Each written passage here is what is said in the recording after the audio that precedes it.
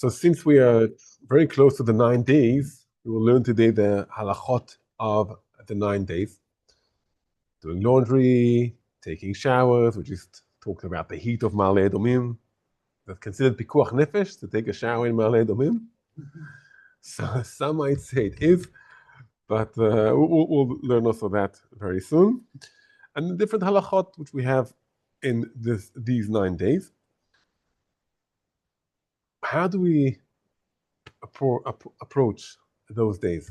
And there's a general question about, since we live here in Israel, how do we view those days? In Masechet Megillah, the Gemara says that when there's times of hard times for the Jewish nation, you can think of the 15th century in Spain, where the Inquisition, right, you know history, right? They killed many Jews, and they had to escape some of the Inquisition, yeah, and different places. So obviously, then the fast mandatory. We need to fast when there's time of peace. And some poskim say that times of peace means when the Beit Mikdash is built, so we aren't in times of peace. But some say when there's no enemies ruling us, we actually might be these times today. So we don't fast. And in neutral times, there's no Beit Mikdash, but there's no war, no enemies here in our land trying to kill us and killing us. So it depends on us. In the end, the nation decided that we accepted upon us those fasts, the 4 fasts, and now we are between 2 of them, between Yud Zayin Tammuz and Tisha B'Av. And I said a few times that maybe today we even have more of a reason to fast, not although because we have a state of Israel, but because we have a state of Israel. And the reason is that 100 years ago, our forefathers could dream about a Beit Mikdash. It's so far from us. Okay, when Mashiach comes, one day, not today. When Mashiach comes, which means never. Mashiach, never. So when Mashiach comes, we say in Hebrew, Acharei HaChagim, which means not now. Talk to me in a few months. So if you wanted to say, talk to me in a long time, which is never, when Mashiach comes, we'll deal with that. Right? So when we fast, it was more maybe to remind us about the mourning, about the temple. There used to be once a Beit Mikdash, and more to remind us. Today, when we can see, Baruch Hashem, how far our nation got, and even just looking at the last year and a half, although we are in a war, and it started in a very hard way, but Baruch Hashem, Israel managed to get to quite amazing things, which we could just dream about them even 3 years ago. Israel being in the Syrian Golan, Israel being able to attack in Iran. When was it? I think it was 2014. Sahel went in the Tzuk Eitan. Sahel went deep into Gaza for those days. Sahel went into Sajaiya. Today, Sajaiya, what? You go for this almost a daily thing that Sahel is in Sajaiya. Now they reached already the sea, trying to protect the nation. So we've done so many things, and now when we think about Mashiach, we say, wow, it could actually come. When we talk about Mashiach, it's not something which is a dream which will wake up in a few hours and the dream will go away. It's a dream that we can see. You can almost see or almost visualize Mashiach coming, and almost visualize peace with Israel. Today I just read that Israel sold some kind of weapon to the defending weapon with 2 billion euros to some country. That's getting closer to the days of Mashiach. Israel is a state that can defend itself and even sell things to defend itself to other countries. So when we fast on Yud Zayin Tammuz, when we fast on Tisha B'Av, it's also a fast for the past, for what we lost, but also a fast towards the future. Wow, we lost so much, but look, we're getting closer, so let's do another effort. Let's everyone do one more step. Let's get a bit more peace among ourselves, and be a bit more together, a bit more Torah, a bit more mitzvot, a bit more derech eretz, a bit more gemilut chasadim, helping others, and we're almost there. So that what's the point of fasting? So a fast has two reasons for a fast. One is more like avilut, mourning for the past, and another purpose of the fast is tshuva. It's like a day when you focus on tshuva, not just remembering. It's also, okay, what do I do in the future? So in our days, when we've done so many steps, we can look at the past. Okay, now we see what we had the Beit Mikdash. We can almost visualize it. So let's do the next step towards it. And so a fast always has, not always, I'm talking about the 4 fasts of Asara B'Tevet, Tzom Gedalia, Yud Tammuz, and Tisha B'Av. Those fasts have the two meanings: mourning the past, what we lost, and looking at the future while doing tshuva. So that's just a few words about the fast of Tisha B'Av. Also, I think there's a Chazal said, and I said it a few times, not sure if here in this class, everyone who mourns on Jerusalem, he will merit and see the happiness of Jerusalem. He'll see the joy of Jerusalem. What does it mean? How could it happen? I think everyone who mourns and knows what we lost, what we are lacking, and it affects him so much, so he tries to do an effort to reach it, to get to it. And he himself, or she himself, they create a positive movement around them. So again, the mourning isn't just to cry, it's to cry in order for us to build the next step.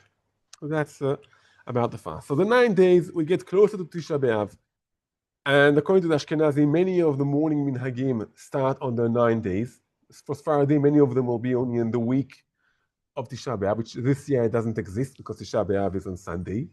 But since we are Ashkenazim, so we'll talk on 9 days, and it starts already from Rosh Chodesh. This year is Shabbat, so it starts from Motzei Shabbat. And what do we do on the 9 days, or mainly, what don't we do in the 9 days? We won't go into all of the halachot. It's in Taf Kuf Nun Aleph 551 in Shulchan Aruch. And so what do we do in the 9 days? The Gemara says, Mishenichnas Av Mematin B'Simcha. When Av, the month of Av, comes in, so we decrease joy. What does that mean to decrease joy or happiness? So Chazal give us, okay, how do we measure it? Measure it. And some of the things will be not to do special buildings or special events or special shopping which has some kind of happiness in it. If one builds, in those days, they used to build a special house for Chatan and Kala. A special house for Chatan and Kala. That's where they used to do the chuppah. Today, you go to a hall, but a person can build a special house for Chatan and Kala. A person can plant, if he has an orchard or if he has a vineyard, so he can plant trees there. But if it's now some special garden just for the joy of it. So you go into the garden, see the beautiful flowers, smell the smell. That shouldn't be during the 9 days. So from that we refrain on the 9 days. Another thing we refrain, that brings us to the question of Shabbat and how preparing now. We have another few days, 2 days before the 9 days begin. It's doing laundry. Now, before we go to doing laundry, let's first discuss, what does laundry mean? What does laundry mean? Can we live, can we survive with wearing the same clothes for a whole week? Can we survive? Yes, we can survive. Can we survive with wearing the same clothes for 3 weeks? Yes, we can survive. Will it be comfortable? No, but we can survive, right? I remember in the army, sometimes you used to be on missions of a 3-day konenut. You have to be in like a pillbox, those pillboxes, big towers, and you don't have a shower there, and you're supposed to be always as if ready for something happening. So for 3 days, you'll be with your uniform on you without taking it off. You weren't supposed to take the shoes off, but you usually take off your shoes for a bit of time just to get your feet aired out, to change socks. But you're not supposed to do that. And soldiers in battle can be for more than that without changing clothes. They can survive. It's not comfortable. It's not pleasant. It's not aesthetic, right? So for the basic living of a person, we can do it. But when we mourn, so we don't go to which things we don't need. We don't go to the beauty of life. We don't go to something which is not necessary things. We just stick to the most necessary things. And clothing or washing the clothes is unnecessary. Since it's unnecessary, so we have 2 independent halachot which come from that. One is wearing clean clothes or fresh clean clothes. You don't have to wear dirty clothes. But one is we shouldn't wear fresh clean clothes. You take them out of the washing machine, out of the dryer after you put those essence, I'm not sure how they're called. Um, and there's a smell, right? The smell of clean laundry, right? Many times houses have the smell of the laundry detergent that they use in the house. So you can smell, wow, that's a nice, fresh shirt. And it gives some kind of pleasure to life, having a fresh shirt or fresh pants. So during the 9 days, we don't wear fresh clothes.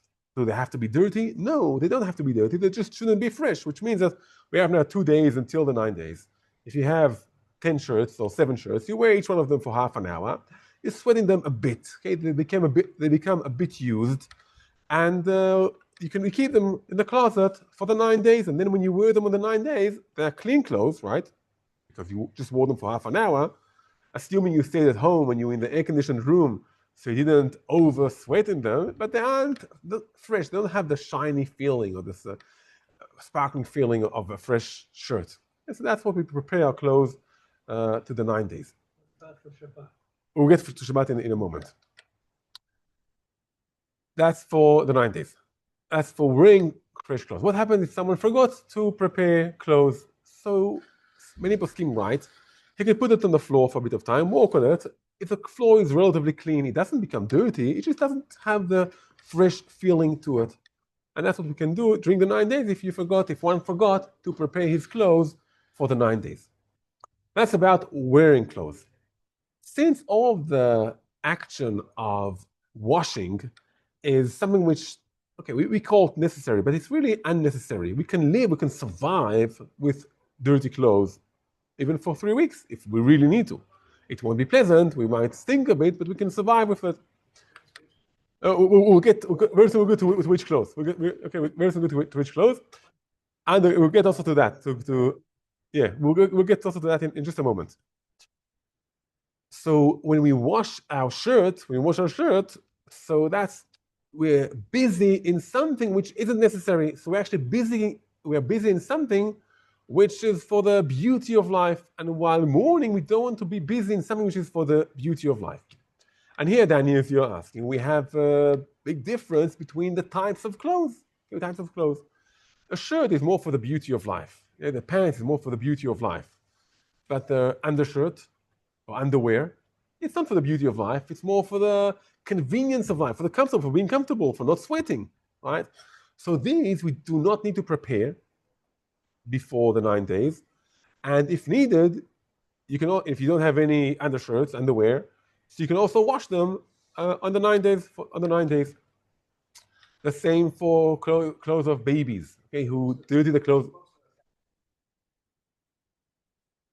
Yeah. So, but if for some reason you don't have, okay, it's not 7 days. It's actually 9 days or 10 days when you think it's Shabbat plus Tisha B'av, and you can't do laundry on Tisha B'av, so you get ready to almost 10 days. So some people have to do maybe a small load in the 9 days to make sure they have enough underwear for the 9 days themselves. Okay, so that you can do. The same, maybe not relevant in this group, but just relevant to know it's the same idea. Babies tend to dirty the clothes all the time, right? And when you wash the clothes, it's not for the beauty of the clothes. It's just because babies tend to get the clothes dirty all the time. So washing the clothes of a baby isn't something which is more for the beauty. It's just for the necessary things of life, and that we can do. Another halacha which is relevant for that, let's say someone has only 3 shirts. Let's say he has only 3 shirts. Usually people have more, but you have 3 shirts. And today, when someone doesn't smell well, it's kvod habriot. It's the honor of people. If you go to somewhere and you have a shirt which stinks, okay, it doesn't smell nice, you're uncomfortable, the people around you uncomfortable, and there's no mitzvah in making people uncomfortable.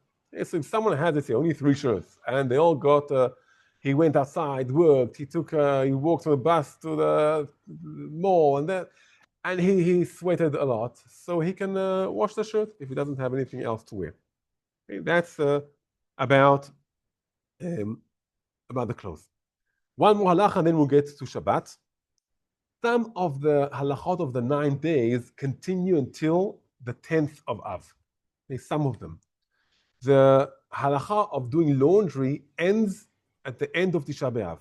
So right after Tisha B'Av, after you drank some water, had something to eat, you can already do your laundry. That evening. Okay, that evening, you can already do the laundry. Eating after Tisha B'Av, after eating meat. Yeah, hopefully we'll get to eating meat also. But we'll get that's our next topic. Okay, so next topic, just I want to say about Shabbat. Yeah, about Shabbat. And this year we have 2 Shabbatot. Can you wear clean clothes for Shabbat? I want to read the Rama. Okay, the Rama, the Ashkenazi Posek. And just to remind ourselves that the way they lived in the past is different than the way we live today. Okay, so if you live in the past, if you wear your regular weekday clothes for Shabbat, it might be almost normal. Almost normal, maybe a slight difference, it might be almost normal.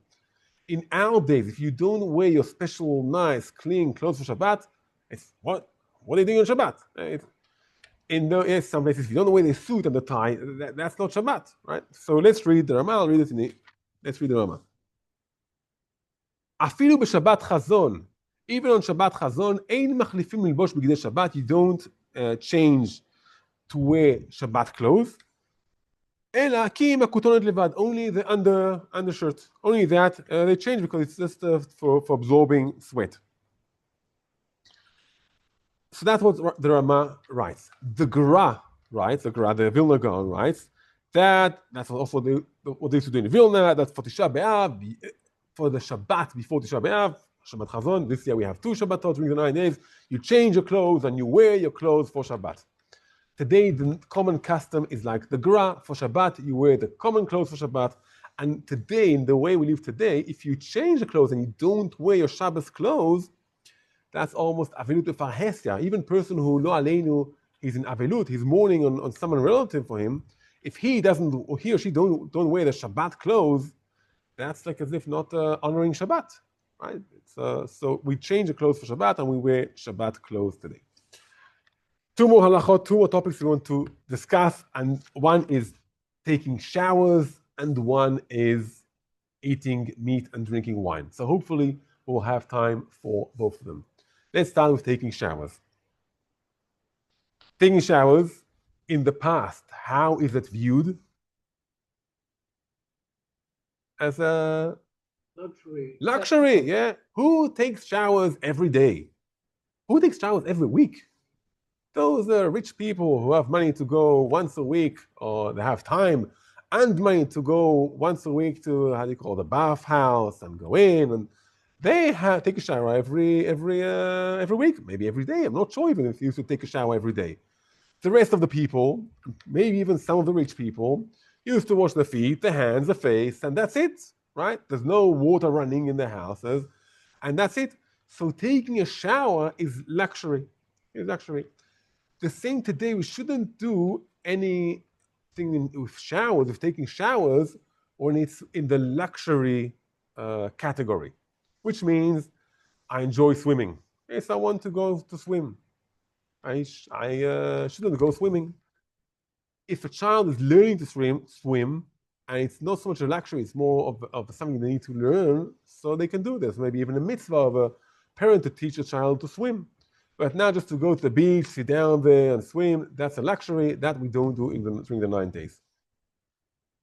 To have a nice warm shower and sit down in the bath, that's also a luxury. So the purpose when we take showers today, it's to clean ourselves. You go into a shower, I'm not sure how long it takes each one, 1 minute, 10 minutes each one. Make the shower a bit shorter than the normal. The water should be lukewarm or cool, and just to clean ourselves, and that's it. We shouldn't want to stay filthy. We need to be pleasant. We need to be not to smell nice when we go among other people, but we take away the luxury part of the shower. Okay, so that's for showers. As we just said before, the shiur in Ma'adomim, sometimes you want to have showers twice a day, depending on what you do. So maybe once a day, okay? But you know, very hot day, if you exercise and you feel sticky now and you just can't cope, so you can have a fast shower even twice a day. Not a long shower. Not a long shower, just a fast shower just to get yourself clean. What about eating meat and drinking wine? So during the 9 days, we don't eat meat and don't drink wine. Havdalah. Let's start from Havdalah. We have, what do we do in Havdalah? The Ashkenazi custom is if you have a child who's already understands the idea of brachot, but he's not so old, he's not, he's younger than 10, for example, but they already understand the idea of brachot, so the adult says Havdalah, and including the Birkat HaGafen, and gives the child the wine glass or grape juice glass to drink. If there's no child, so not drinking wine is a custom, important custom, it's a custom, and Havdalah is a halacha already from the times of Chazal. According to some poskim, it might be even deoraita. Okay, so obviously, if there's no child around, you drink the cup of wine or grape juice. Okay, so that's for Havdalah. Meat, we don't eat meat during the 9 days. We do eat meat and drink wine on Shabbat. We can even eat meat and drink wine on the Shabbat before Tisha B'Av. And even, not like this year, even if Tisha B'Av falls on Shabbat, and therefore we postpone the fast to Sunday, even on that Shabbat, even on Sudash Lishit, we can eat meat and drink wine. That's Shabbat. Shabbat is a special day. Shabbat is a mitzvah to eat and drink nice foods and drinks on Shabbat. So on Shabbat we can eat and drink wine. During the 9 days, we don't eat anything which is basari. We'll go to it in a moment. And anything which has wine inside, that we also go to it in a moment. Just a halach. Different customs all 9 days, the week that it falls. Has between Ashkenazi and Sfaradim. Okay. We're going by the Ashkenazi custom, which to go the whole 9 days. Okay, so there's many differences in all the 3 weeks. There's many differences between Ashkenazim and Sfaradim. To make it simple, we're going by the Ashkenazi custom of all the 9 days. We don't eat meat. There's an opinion which isn't so relevant for us, but I'm bringing it just to show the importance of Shabbat. Let's say you're now cooking for Shabbat, this coming Shabbat, and you have afterwards a whole week without being able to eat meat. And you live before the times of freezers. So you know what, any leftovers you have, what will happen to them? Yeah. They'll be spoiled and they'll get thrown out. How much do you cook for Shabbat? What? What? How much do you cook for that specific Shabbat in the 9 days? Almost nothing. You say, 1 second, you do a calculation. I'm taking now 4 pieces of chicken. Usually I have 2 pieces left, 1 piece left, and then if I don't have any way to eat it, it will be spoiled, so I'll just cook 2 pieces of chicken for Shabbat. That Shabbat, you look at the policy, I have only 2 pieces of chicken. I want to have more, but 1 for me, 1 for my wife, and I can't honor Shabbat as I want to honor Shabbat. So you won't cook for Shabbat enough, and on Shabbat itself, you won't be able to honor it. There is an opinion, that Sharei Tshuva brings an opinion, that during the 9 days, you can eat the leftover food from Shabbat. And I think the reason is because if you won't be able to eat the leftover food from Shabbat, you won't cook enough for Shabbat. So therefore, how do we make sure one cooks enough food for Shabbat? Say, okay, you can eat the leftover food on Shabbat. It's not accepted by all poskim, all rabbis. And I think especially today, it's not relevant so much because just freeze it and it will be fine. Just freeze it. Okay, so just freeze it afterwards. And nothing happens. Many times we freeze fruit from Shabbat and it tastes great afterwards. I'm bringing this halacha just to show how Shabbat is important and how it's important to make sure we honor Shabbat even if it's during the 9 days. What kind of meat and what kind of wine don't we eat during the 9 days? So the custom for meat is anything which is basari. We don't eat anything which is meaty. We don't eat during the 9 days, even if it's not meat itself. For example, I made chulant, and I take out the potatoes. I have a potato in my hand, right? It's not meat, but this potato is meaty. It was cooked with meat. We don't eat that potato during the 9 days. If it was cooked just in a meaty pot without meat in it, I can eat it on the 9 days. But if it was cooked together with meat, we don't eat it during the 9 days. So that's about meat. For For the wine, there's a bit more of a question here because there's a few opinions. Some opinions say that wine is exactly like meat. If there's a bit of wine mixed inside it, so we don't eat anything. If I made a cookie or cake and I added the wine to the cake, we don't have that cake during the 9 days. Okay, so that's an opinion. Other opinions are very lenient and say as soon as there's a mixture here and you don't taste so much the flavor of the wine, and maybe even if you can feel something is better in this mixture, but you don't really taste the flavor of the wine, you can drink it during the 9 days. And since it's a custom, and there's a few different customs at all during the 9 days. Is it all the 9 days? Or just a week before Tisha B'Av? For the halacha of the Gemara, it's just one. In the Gemara, it says just a meal before Tisha B'Av. So since in any case it's built on a custom and there's a question about wine, so I think you can be more lenient in wine. Okay, so for example, if you cook a soup, it's a par of soup.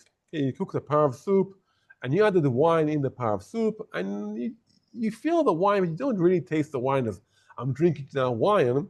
So the same as the bracha on the soup will be shakol. It won't be hagafen because the wine is nullified in the mixture of soup. You can also have the soup during the 9 days. The opposite with chicken is different, or meat will be different. If I made the chicken soup and I took out all the chicken, and now I have just the broth and vegetables left. So with chicken, we don't eat that during the 9 days.